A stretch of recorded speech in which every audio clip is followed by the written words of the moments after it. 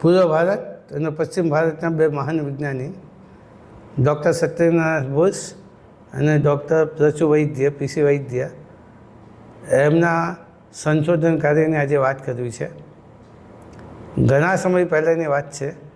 અમદાવાદની ગુજરાત કોલેજમાં એક પ્રાધ્યાપક ઇન્ટર સાયન્સના વર્ગમાં વર્ગ લેવા આવ્યા.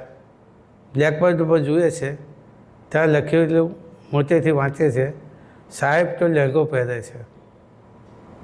અને પછી વિદ્યાર્થીઓ સામે જોઈ અને ઉમેરે છે, તમારી ઈચ્છા હશે તો કાલથી પહેર્યા વગર આવીશ. આ સાંભળી આખો વર્ગ ખડખડાટ હસી પડે છે. આવા રમૂજી સ્વભાવના સાદા સીધા સરળ સજ્જન જેવા જનાતા પ્રાધ્યાપક એ આપના મહામેધાવી વિરલ ગણિત વિજ્ઞાની ડૉક્ટર પ્રચુ વૈદ્ય સાહેબ એટલે પીસી વૈદ્ય સાહેબ. ભારતમાં 24 ઓક્ટોબર 1995ના દિવસે સવારે 9:30 વાગ્યે દુર્લભ અને વિરલ ખૌગોલિક ઘટના બની. અને એ ખૌગોલિક ઘટના એટલે સંપૂર્ણ ખગ્રાસ સૂર્યગ્રહણ. સંપૂર્ણ ખગ્રાસ સૂર્યગ્રહણ આમ તો લગભગ 4 કલાક ચાલતું હોય છે, પણ સંપૂર્ણ સૂર્ય ઢંકાઈ જાય એવો ઘડી તો ફક્ત 1.5 થી 2 મિનિટથી વધારે આવતી નથી. આ વખતે સંપૂર્ણ ખગ્રાસ સૂર્યગ્રહણનો સમય 1 મિનિટ અને 37 સેકન્ડ જેટલો જ હતો.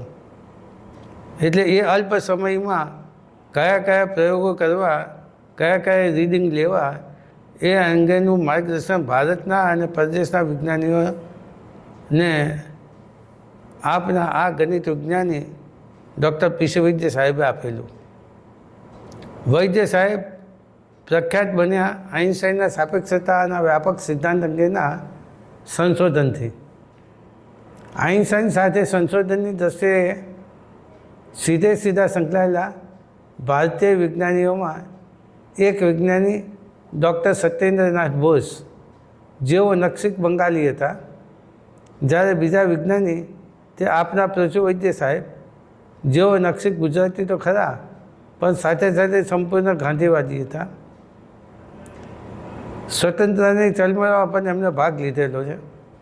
આજે ભારતના બે છેડાના, પૂર્વ છેડાના અને પશ્ચિમ છેડાના આ બે મહાન વિજ્ઞાનીઓના સંશોધનની વાત કરું છું. આઈન્સ્ટાઈન 1905થી 1920 સુધીમાં એક વિશ્વ પ્રસિદ્ધ વિજ્ઞાની બની ચૂક્યા હતા. વિશ્વભરના વિજ્ઞાનીઓ એમની બુદ્ધિ પ્રતિભાથી અંજાઈ ગયા હતા. તેવા સમયે ભારતના બંગાળી વિજ્ઞાની ડૉક્ટર સત્યેન્દ્રનાથ બોઝે તેમને સંપર્ક કર્યો. આ બંને વિજ્ઞાનીઓને સંગીતનો શોખ હતો. ડૉક્ટર બોઝની એક મહત્વાકાંક્ષા હતી કે આઈન્સ્ટાઈનની સાથે સંશોધન કરવું, પરંતુ એમનું આ સ્વપ્ન ક્યારેય વાસ્તવિકતામાં પરિણમ્યું નહીં. છતાં અત્યારનું બોઝ આઈન્સ્ટાઈન સ્ટેટિસ્ટિક આઈન્સ્ટાઈન સાથેના તેમના પત્રવ્યવહારનું પરિણામ છે. પત્રમાં તેઓ આઈન્સ્ટાઈને પોતાના ગુરુ તરીકે માનતા, સંબોધતા. તેઓ ઈસવીસન 1925માં ઓક્ટોબરમાં આઈન્સ્ટાઈને મળ્યા હતા. તેમના શરૂઆતના સંશોધનને આઈન્સ્ટાઈન દ્વારા માન્યતા મળેલી. તેના કારણે ડૉક્ટર બોઝ વિશ્વ પ્રસિદ્ધ બની ગયા. ડૉક્ટર બોઝ આ સદીના મહાન વિજ્ઞાની હતા, એમાં કોઈ જ શંકા નથી. તેઓ ક્વોન્ટમ સ્ટેટિસ્ટિક્સમાં ઘણું જ સંશોધન કર્યું છે, ક્રાંતિકારી સંશોધન કર્યું છે. ઈસવીસન 1900માં મેક્સ પ્લાન્કે બંધ પેટીમાં રહેલ સંપૂર્ણ કાળા પદાર્થના વિકિરણની શક્તિ અંગે એક નવી ક્રાંતિકારી ધારણા રજૂ કરી. અલબત્ત મેક્સ પ્લાન્કે એને નવું સમીકરણ તો બનાવી દીધું, પણ એની જે શક્તિ છે H=hv પ્રકાશના ફોટોન કણોને વીજ ચુંબકીય તરંગ સ્વરૂપે લીધા હતા. અને મેક્સ પ્લાન્ક, પીટર દીબે અને આઈન્સ્ટાઈન ત્રણેય સ્વતંત્ર રીતે મેક્સ પ્લાન્કના સંપૂર્ણ કાળા પદાર્થના વિકિરણ સંબંધિત શક્તિ અંગેના આ સમીકરણ ફોર્મ્યુલાની સમજૂતી આપવા એટલે એને સિદ્ધ કરવા માટે આડકતરી કે સીધી રીતે ઘણા પ્રયત્નો કર્યા હતા, પરંતુ એકેય પ્રયત્ન એમના સફળ થયા નહોતા. ડૉક્ટર સત્યેન્દ્રનાથ બોઝનું પ્રથમ અને સૌથી વિખ્યાત સંશોધન પત્ર ફક્ત 4 પાનાનું જ હતું, જેનું શીર્ષક હતું Planck's law and light quantum hypothesis. પ્લાન્કનો નિયમ અને પ્રકાશની અવધારણા, ક્વોન્ટમ અવધારણા. આધુનિક ભૌતિકશાસ્ત્રમાં ક્વોન્ટમ સ્ટેટિસ્ટિક્સની શરૂઆત તેઓના આ સંશોધન પત્રથી થઈ હતી, જ્યારે મેક્સ પ્લાન્કના ફોટોન સંબંધી તરંગોના દૃષ્ટિકોણને ડૉક્ટર બોઝે સંપૂર્ણપણે નકારી કાઢ્યો હતો અને ક્લાસિકલ સ્ટેટિસ્ટિકલ મિકેનિક્સને પડકાર ફેંક્યો હતો. ત્યારે તેમની ઉંમર માત્ર 30 વર્ષની હતી. ડૉક્ટર બોઝે પોતાનું આ સંશોધન પત્ર ફિલોસોફિકલ મેગેઝિનમાં પ્રકાશનાર્થ મોકલ્યું, પરંતુ 6 મહિના બાદ રેફરીની નકારાત્મક ભલામણને કારણે એને અમાન્ય કરવામાં આવ્યું. એટલે ડૉક્ટર સત્યેન્દ્રનાથ બોઝે એ સંશોધન પત્રની નકલ પોતાના હસ્તાક્ષરમાં 4 જૂન 1924 દિવસે જર્મનીમાં આઇન્સ્ટાઈનને મોકલ્યું. પોતાના પત્રમાં ડૉક્ટર બોઝે લખ્યું, I regard the paper as an important contribution and will have it published. એ સાથે ડૉક્ટર બોઝે એ પણ જણાવ્યું કે આપના જર્નલ થિયરી ઓફ રિલેટિવિટી અંગેના સંશોધન પત્રનો મેં જર્મનીમાંથી અંગ્રેજીમાં અનુવાદ કર્યો છે અને અનુવાદ કરનારા વિજ્ઞાનીઓમાં હું પણ છું. આઇન્સ્ટાઈન ડૉક્ટર બોઝે આપેલી મેક્સ પ્લાન્કના સૂત્રની સિદ્ધિથી ખૂબ જ પ્રભાવિત થયા, કારણ કે ડૉક્ટર બોઝે એ સિદ્ધિમાં ફોટોનને કણ સ્વરૂપે જ ગણ્યા હતા, પરંતુ તરંગ સ્વરૂપે નહીં. અર્થાત એ સિદ્ધિ ફોટોનના તરંગ સ્વરૂપથી તદ્દન નિરપેક્ષ હતી. આમ છતાં ફોટોન કણોને તેઓએ દ્રવ્યમાન રહિત ગણ્યા હતા. આઇન્સ્ટાઈને જાતે જ ડૉક્ટર બોઝના સંશોધન પત્રનો જર્મન ભાષામાં અનુવાદ કર્યો અને એક જર્મન મેગેઝિનમાં ઓગસ્ટ 1924ના અંકમાં પ્રકાશિત કરાવ્યું. આ લેખની સાથે આઇન્સ્ટાઈને નીચે પ્રમાણેની નોંધ પણ મૂકી. Bose derivation of Planck's formula appears to me an important step forward. The method used here gives also quantum theory of an ideal gas, as I shall show elsewhere. Doctor S N Bose પ્રથમ ગણિત વિજ્ઞાની હતા જેમણે ક્વોન્ટમ સ્ટેટિસ્ટિક્સને તાર્કિક રીતે સૂત્રબદ્ધ કર્યું હતું. Max પ્લાન્કનું આ વિશ્વ પ્રસિદ્ધ સમીકરણ છે, જે પ્રાયોગિક કક્ષાએ પૂર્ણતઃ સત્ય પુરવાર થયેલ છે. મેક્સ પ્લાન્કના આ સમીકરણની સમજૂતી આપતા ઘણા વિજ્ઞાનીઓએ વિકિરણને તરંગ સ્વરૂપે સ્વીકારેલ, જ્યારે ડૉક્ટર બોઝે આ સૂત્રની સિદ્ધિ કરતાં આ વિકિરણને કણ સ્વરૂપે સ્વીકાર્યું હતું, જે તેમની પોતાની મૌલિક સિદ્ધિ હતી. જે કાર્ય વિજ્ઞાનમાં પ્રકાશને સંપૂર્ણપણે તરંગ સ્વરૂપે સ્વીકારેલો, ત્યારે ડૉક્ટર બોઝે પ્રકાશ અને અન્ય સર્વ વિદ્યુત ચુંબકીય તરંગોને કણ સ્વરૂપે સ્વીકારવાની પ્રેરણા ક્યાંથી મળી એમને.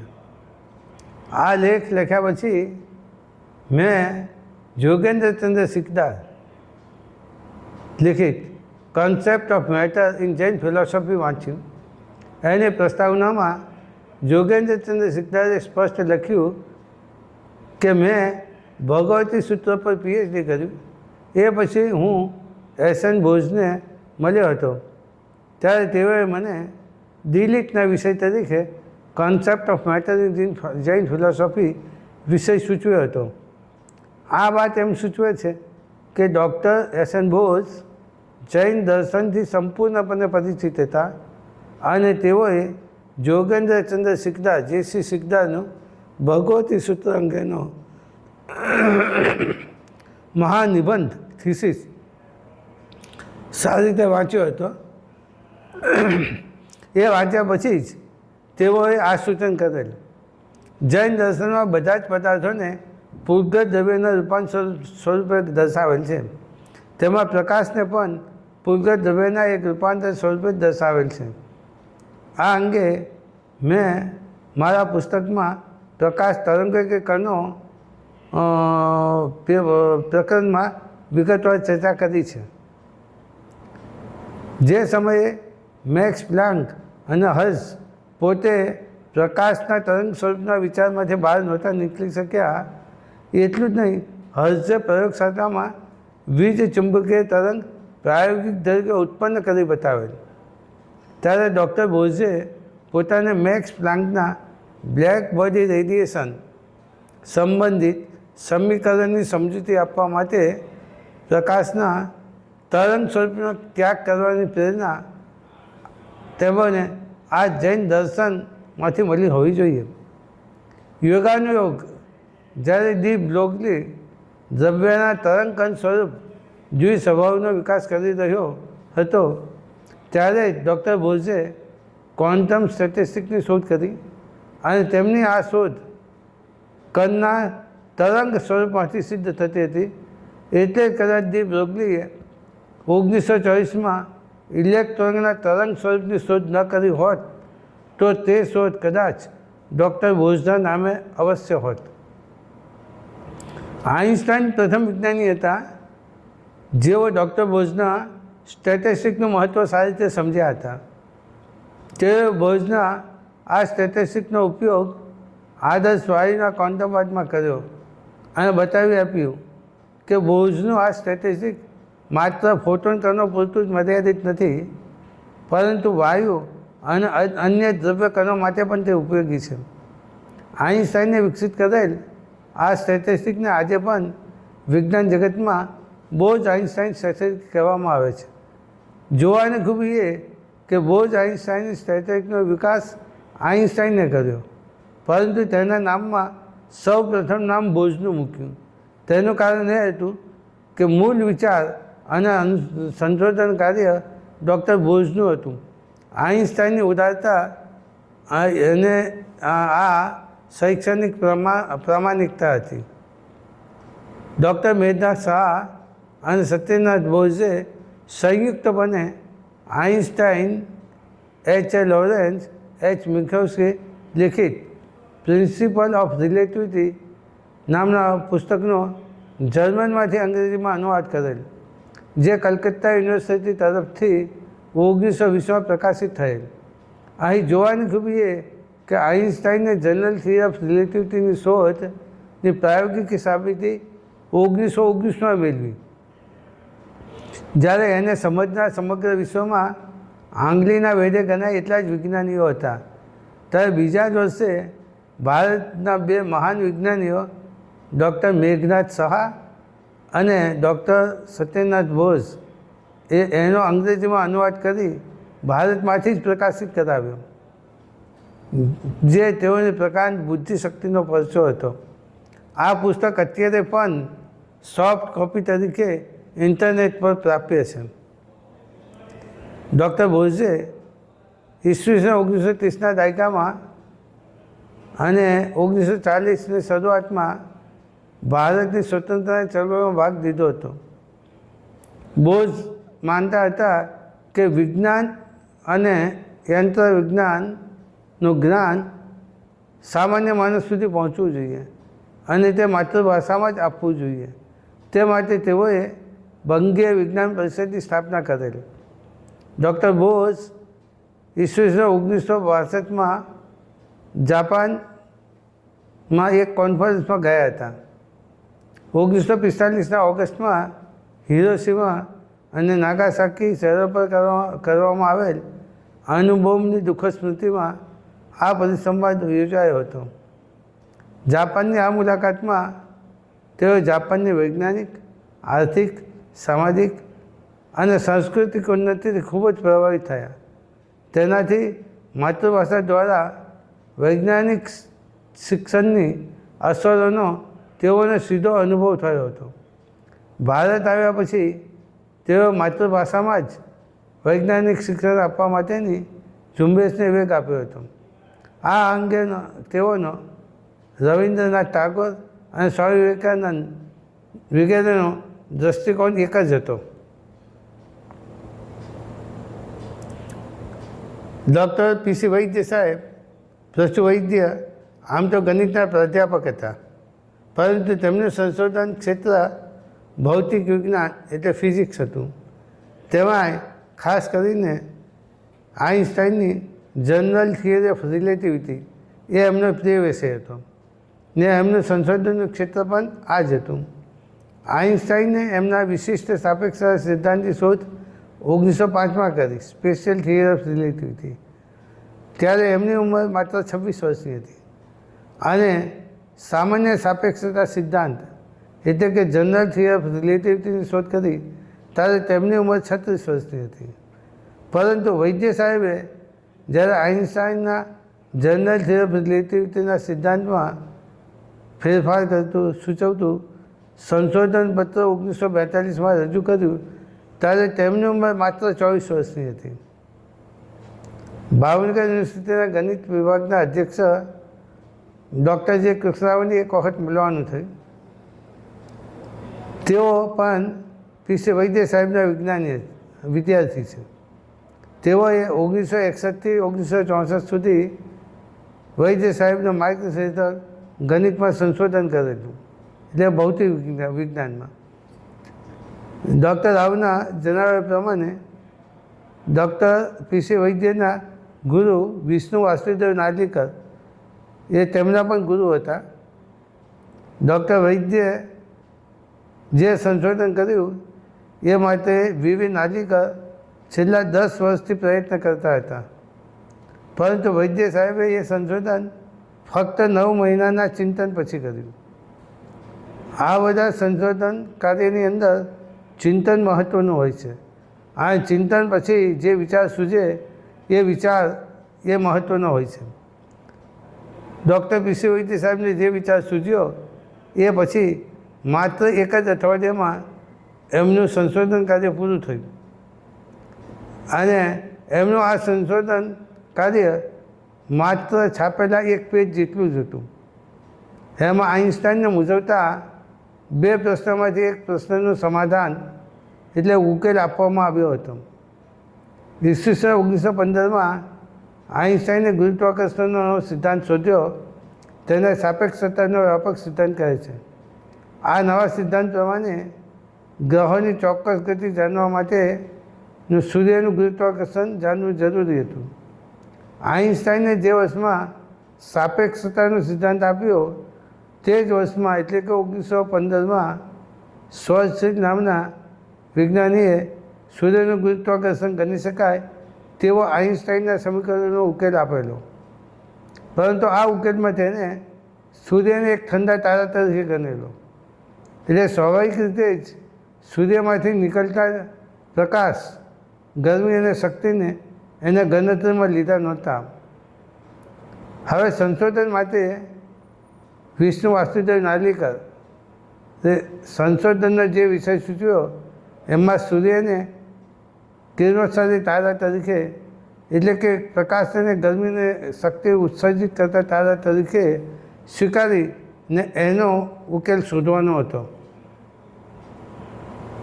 શ્વાર્ટઝિલરે આપેલા ઉકેલમાં સૂર્યને ઠંડા પદાર્થ તરીકે માનેલ એટલે સ્વાભાવિક રીતે જ એનું માસ, દ્રવ્યમાન એ અચલ રહેતું હતું. અને વી નાર્લિકરે જે વિષય સૂચવ્યો એમાં સૂર્યને કિરણોત્સર્ગી તારા તરીકે માની આઇન્સ્ટાઈનના સમીકરણનો ઉકેલ શોધવાનો હતો. એટલે શ્વાર્ટઝિલરે આવેલા ઉકેલમાં સૂર્યને ઠંડા પદાર્થ તરીકે માનેલ એટલે સ્વાભાવિક રીતે જ એનું દ્રવ્યમાન અચલ ગણવામાં આવ્યું. ને આમ દ્રવ્યમાન અચલ ગણે, માસ અચલ ગણે, કોન્સ્ટન્ટ, તો ગણિત સાવ સરળ થઈ જાય. પરંતુ તે વાસ્તવિક નહોતું, રિયાલિટી નહોતી. એટલે વૈદ્ય સાહેબે પોતાના સંશોધનમાં સૂર્યને ગરમી અને શક્તિ ઉત્સર્જિત કરતા પદાર્થ તરીકે ગણતરીમાં લઈ અને એનો જે કિરણોત્સર્ગ થતો રહે તેમ એનું દ્રવ્યમાન ઓછું થતું જાય ને આ દ્રવ્યમાન ઓછું થાય એટલે ગુરુત્વાકર્ષણ બળમાં પણ ઘટાડો થાય અને આ ઘટાડો બહુ જ ઓછો એટલે કે અલ્પ એટલે કે નહીવત હોય છે. ડૉક્ટર પીસી વૈદ સાહેબના પોતાના જણાવ્યા પ્રમાણે સ્વરશીલની ગણતરી અને તેમની ગણતરીમાં 10⁻⁻20 જેટલો જ ફેર આવે છે. આ સંશોધનમાં ઉકેલ મેળવતી વખતે દરેક સંશોધકો સૂર્યમાંથી નીકળતા પ્રકાશને પ્રવાહી સાથે સરખાવી તેનું ગુરુત્વાકર્ષણ બળ આઇન્સ્ટાઈનના નિયમ પ્રમાણે ગણતા ત્યારે આ પ્રવાહી પ્રકાશ માટે તેની ઘનતાને તેના દાબ કરતાં 3 ગણી હોય છે એવી માન્યતાનો આધાર લેતા હતા. પરંતુ વૈદ્યએ આ માન્યતા છોડી અને પ્રકાશને વહેતા પ્રવાહી સાથે સરખાવી પ્રકાશના વેગને જ મહત્ત્વ આપ્યું અને નાર્લિકરે આ બાબત સ્વીકારી લીધી અને એ બંનેએ તુરંત એક જરૂરી સમીકરણ તૈયાર કરી લીધું અને વૈદ્ય સાહેબે પોતાની રૂમ ઉપર જઈ બાકીના સમીકરણ તેનો ઉકેલ પણ મેળવી લીધા. આ માત્ર એક જ અઠવાડિયામાં એમનું સંશોધન કાર્ય આટોપાઈ ગયું. બાકી 9 મહિના સુધી એમને કાગળ ઉપર એક અક્ષર પર લખ્યો નહોતો. વસ્તુત સંશોધન કાર્ય આટોપાઈ ગયું એમ કહેવાને બદલે સંશોધન કાર્યની શરૂઆત થઈ એની હાલમાલા ચાલુ થઈ. વૈદ્ય સાહેબે મેળવેલ ગણતરીમાં ખૂબ જ ઓછો તફાવત આવતો હોવાથી એને કોઈ મહત્ત્વ અપાયું નહીં. એટલે એમને 1942-43માં જે સંશોધન કર્યું એ છેક 1951માં ઇન્ડિયન એકેડેમી ઓફ સાયન્સીસમાં મેગેઝિનમાં પ્રસિદ્ધ થયું. તો પણ એનું કોઈ મહત્ત્વ નહોતું. પરંતુ 20-22 વર્ષ પછી ઈસવીસન 1964માં ટેક્સાસમાં મળેલી આંતરરાષ્ટ્રીય પરિષદમાં પૂરા 2 કલાક સુધી વૈદ્ય સાહેબના આ જ ઉકેલને અનુલક્ષીને ચર્ચા થઈ અને ત્યારબાદ એમના 1943, 51 અને 53 અને 55માં પ્રસિદ્ધ થયેલા સંશોધન પત્રો ખૂબ જ પ્રખ્યાતિને પામ્યા. તેનું કારણ એટલું જ હતું કે 1963માં ક્વેસાર શોધાયા અને 1967માં પોલાર શોધાયા. આ બંને પ્રકારના તારાઓનો કિરણોત્સર્ગ આપણા સૂર્ય કરતાં અનેક ગણો વધારે છે. તેથી તેમના ગુરુત્વાકર્ષણ બળની અંદર આપણા સૂર્ય કરતાં હજારો ગણું શક્તિશાળી છે અને એમનો કિરણોત્સર્ગના કારણે થતો ગુરુત્વાકર્ષણ બળનો ઘટાડો પણ ઘણો બધો હોય એ અવગણી શકાય તેવો નહોતો. એટલે આ ઘટાડો જાણવા માટે જો એ ગણતરીમાં ન લઈએ તો દેખીતી રીતે જ ક્વેસારના સ્થાન, અંતર અને દ્રવ્યમાન ખોટા ભૂલ ભરેલા આંકડા પ્રાપ્ત થાય. માટે જ આવા પ્રબળ ગુરુત્વાકર્ષણ બળ ધરાવતા તારાનું ગુરુત્વાકર્ષણ બળ જાણવા માટે આઇન્સ્ટાઈનના સિદ્ધાંત પ્રમાણે જ કરવું પડે અને તો વૈદ્ય સાહેબે સૂચવેલા ઉકેલ પ્રમાણે ગણિત કરવું જરૂરી બને. તેથી તેમના જે સંશોધન એ એસ્ટ્રોફિઝિક્સમાં ખૂબ જ મહત્ત્વના થઈ પડ્યા છે. વૈદ્ય સાહેબના સંશોધન કાર્યને વૈદ્ય મેટ્રિક તરીકે ઓળખવામાં આવે છે અને એનો ખભૌતિક શાસ્ત્ર એટલે કે એસ્ટ્રોફિઝિક્સમાં ખૂબ જ વ્યાપક પ્રમાણમાં ઉપયોગ થાય છે. આજે પરિવેશમાં પ્રકાશિત થતા ઘણા બધા મેગેઝિનો journal theory of relativity, gravitation, quantum theory and gravitation, physical review, physics today જેવા મેગેઝિનોમાં વર્ષ દરમિયાન પ્રકાશિત થતા કુલ લેખોમાંથી 20 લેખ એવા હોય છે કે જેમાં વૈદ્ય મેટ્રિકનો ઉપયોગ કરવામાં આવ્યો હોય છે. વૈદ્ય સાહેબ પોતાના પ્રથમ સંશોધન અંગે પોતાના માર્ગદર્શક ગાઈડ વી નાર્લિકર તરફ કૃતજ્ઞતા બતાવતા લખે છે કે આ ઉકેલ પ્રસિદ્ધ કરવા માટે અમે જે લેખ લખ્યો એના લેખક તરીકે પ્રોફેસર નાર્લિકરે મારું એકલાનું નામ મૂક્યું. સામાન્ય રીતે જે શિક્ષક કે માર્ગદર્શક પ્રશ્ન સૂચવે, વિષય બતાવે, એનું નામ મૂળ લેખક તરીકે છપાય અને વિદ્યાર્થીનું નામ સહલેખક તરીકે છપાય. પરંતુ નાર્લિકરે એમ ન કર્યું, કારણ કે ઉકેલ મેળવવાના પાયાનો વિચાર મને સૂઝ્યો હતો, એટલે ઉકેલનું બધું શ્રેય તેઓએ મને જ આપ્યું. આજે વિચાર કરું છું ત્યારે ખ્યાલ આવે છે કે જે ઉકેલ અમે મેળવ્યો હતો તે કેટલી બધો મહત્ત્વનો હતો અને નાર્લિકર સાહેબ તે બરાબર સમજતા હતા. તો પણ ઉકેલના લેખમાં લેખક તરીકે પોતાનું નામ એમને મૂક્યું નહીં. જો મૂક્યું હોત તો અત્યારે જે વૈદ્ય મેટ્રિક તરીકે ઓળખાય છે એ નાર્લિકર મેટ્રિક તરીકે ઓળખાતો હોત. પરંતુ તે વખતે હું આ બધું સમજવા માટે બહુ નાનો હતો. આ હતી વિષ્ણુ વાસુદેવ નાર્લિકર સાહેબની શૈક્ષણિક પ્રામાણિકતા. વૈદ્ય સાહેબે બીજું એક અગત્યનું સંશોધન સાપેક્ષતા અને ગુરુત્વાકર્ષણ ક્ષેત્રમાં કર્યું છે. આ પ્રકાશિત તારાનું ગુરુત્વાકર્ષણ તેમાંથી નીકળતા પ્રકાશ શક્તિને ગણતરીમાં લઈને કર્યું. પરંતુ તે તારો જો ભ્રમણ કરતો હોય તો એનું ગુરુત્વાકર્ષણ કેવું ને કેટલું હોય એ જાણવા માટે તેમને તથા તેમના જ એક વિદ્યાર્થી ડૉક્ટર લીલાધર ખે પટેલે 1973માં એક સંશોધન કરેલું ને આને રેડિયેશન કેર મેટ્રિક તરીકે ઓળખવામાં આવે છે. આ રીતે તેમના આ સંશોધન પૂરે 1963માં કર મેટ્રિક રોય બી કર નામના વિજ્ઞાનીએ ભ્રમણ કરતા અપ્રકાશિત તારા એટલે કે બ્લેક હોલના બાહ્ય ગુરુત્વાકર્ષણને લગતો ઉકેલ મેળવેલો. એ પછી ભ્રમણ કરતા પ્રકાશિત તારાના ગુરુત્વાકર્ષણ ક્ષેત્રને લગતો ઉકેલ મેળવવા ઘણા વિજ્ઞાનીઓએ પ્રયત્ન કર્યા, પરંતુ તે સફળ થયા નહોતા. જ્યારે વૈદ્ય સાહેબના માર્ગદર્શનનો આ પ્રયત્ન સફળ થયો હતો. વૈદ્ય સાહેબના માર્ગદર્શન હેઠળ ઘણા વિદ્યાર્થીઓએ સંશોધન કર્યું છે. તેઓ physical research laboratory PRL, Indian space research organisation, Vikram Sarabhai science community centre વગેરેના વિજ્ઞાનીઓ પણ અત્યારે શ્રી વૈદ્ય સાહેબ તરફ પૂરા અભાવથી જુએ છે અને એમના અભિપ્રાયને પ્રમાણભૂત માને છે. વૈદ્ય સાહેબે ઘણી બધી સંસ્થાના સભ્યના અધ્યક્ષ રહી ચૂક્યા છે. ઘણી બધી વિજ્ઞાન પરિષદોમાં પોતે ચેરપર્સન તરીકે પણ રહેલા. વૈદ્ય સાહેબ વિદ્યાર્થીઓને ગણિતમાં રસ લેતા કરવા માટે ગુજરાત ગણિત મંડળની સ્થાપના કરી અને સુગણિતમ નામનું મેગેઝિન ચાલુ કરાવેલું. તો આ રીતે એ સાથે ડૉક્ટર વૈદ્ય કુમાર, બુદ્ધિપ્રકાશ, નવચેતન વગેરે સામાયિકમાં તેઓ અવારનવાર લેખો લખતા અને પોતાની પુત્રીઓને પણ લખેલા પત્રો એ પણ એવા ઉત્તમ કોટીના હતા કે એ પણ વિશિષ્ટ લેખો તરીકે પ્રકાશિત થયેલા છે. અને એ રીતે વૈદ્ય સાહેબને દીકરીઓને લખેલા જે પત્રો છે એ પણ આવા સંશોધન પત્ર જેવા જ છે. આ ઉચ્ચ કોટીના ગણિત વિજ્ઞાની ગુજરાતને અને ભારતને મળ્યા એ ગુજરાતનું અને ભારતનું પરમ સૌભાગ્ય છે. યોગાનુયોગ ડૉક્ટર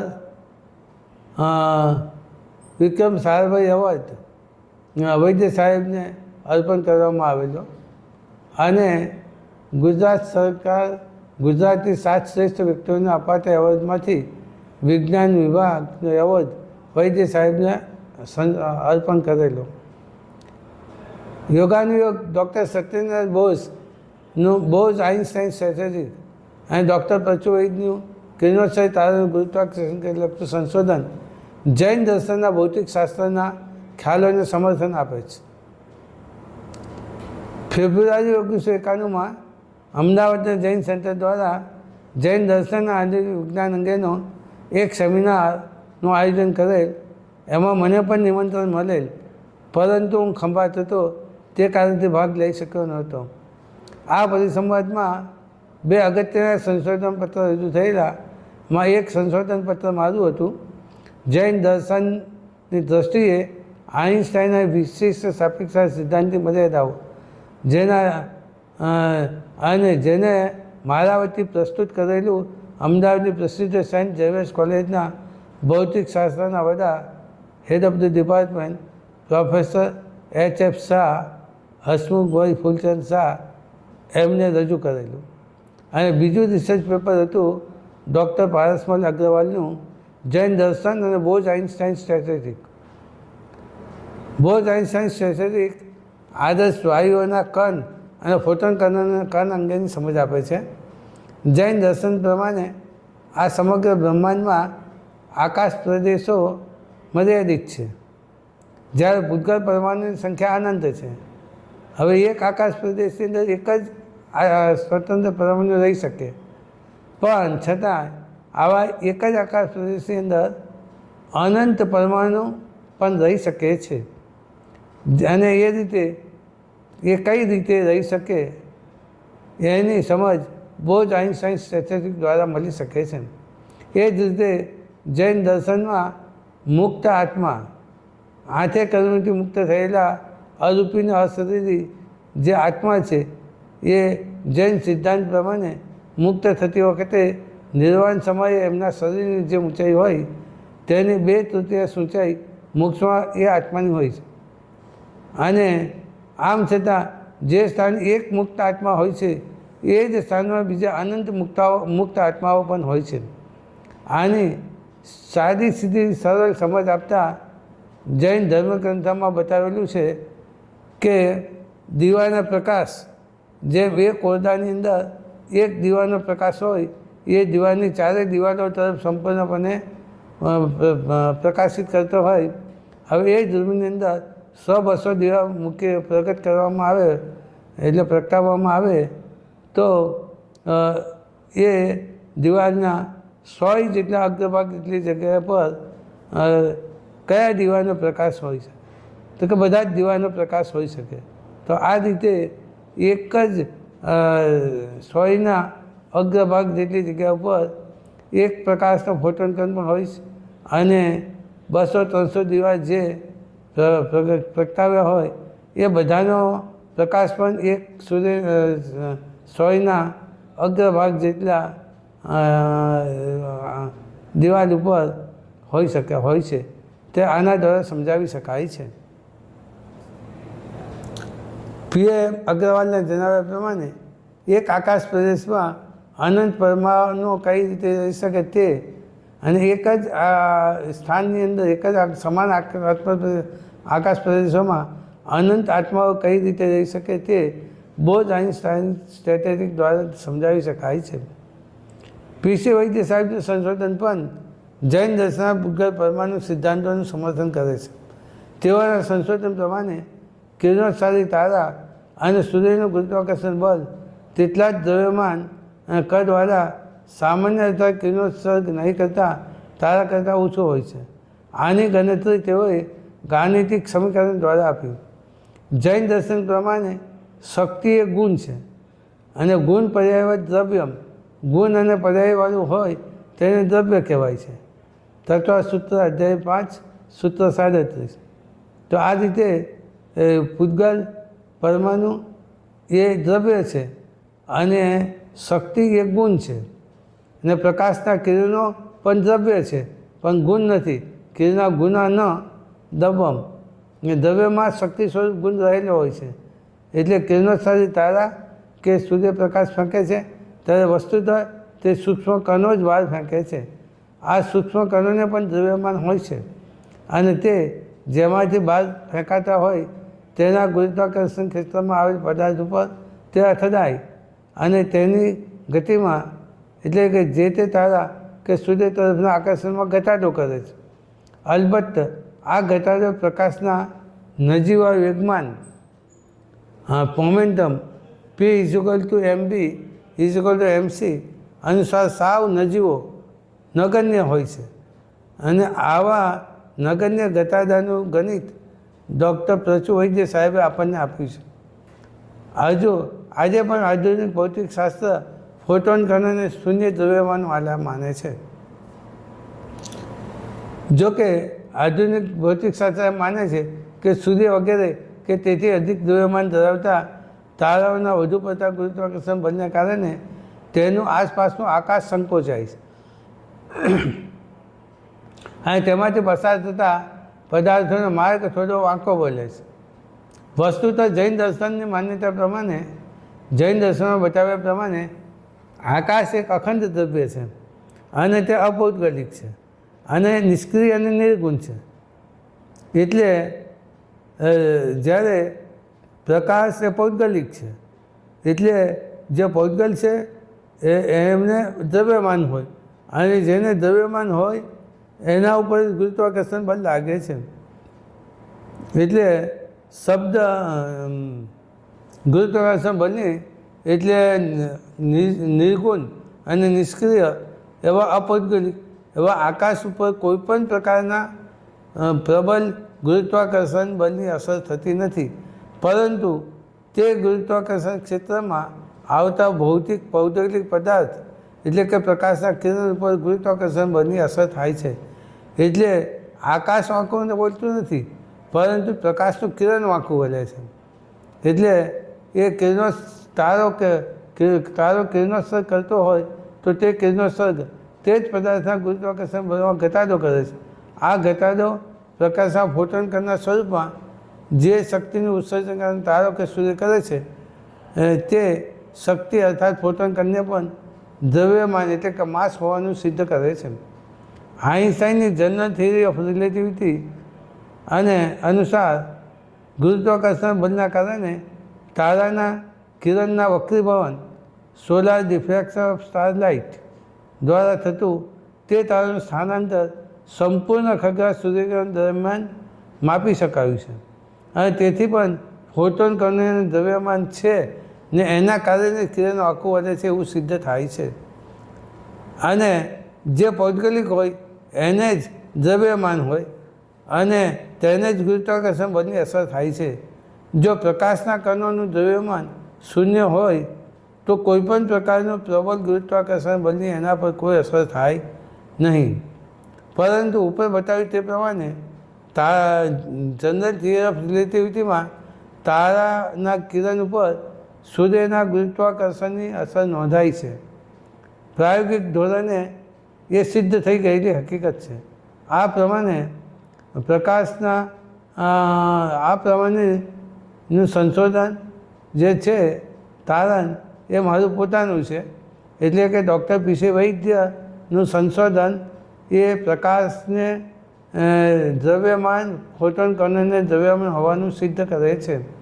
તો આ રીતે ભારતીય વિજ્ઞાનીઓના ભૌતિકશાસ્ત્રના સંશોધનો એને જૈન દર્શનની માન્યતાઓના આશ્ચર્યજનક રીતે સમર્થન આપે છે અને આ એક સુંદર સુયોગ છે અને ભવિષ્યની અંદર આખું વિશ્વ આની નોંધ લેશે એવો મને વિશ્વાસ છે.